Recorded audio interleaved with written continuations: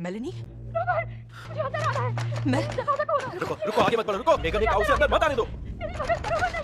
Meloni, कोई उसे मार रहा है। हम खड़े खड़े क्या देख रहे हैं? हमें उसे बचाना चाहिए।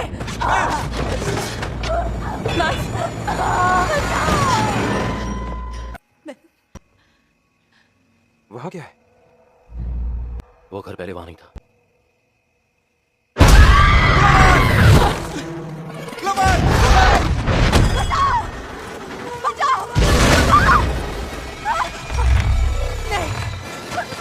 तुम ठीक हो?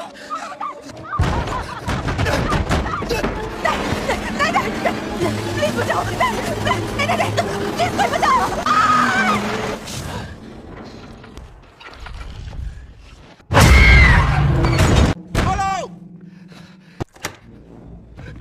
रुको रुको, रुक जाओ, दरवाजा मत खोलो। क्यों रोक रहे हो मुझे? मैं क्लोवर को बचाना होगा। होगा। मैक्स वो उसे ले गए। वो 30 फीट हवा में उड़ी है।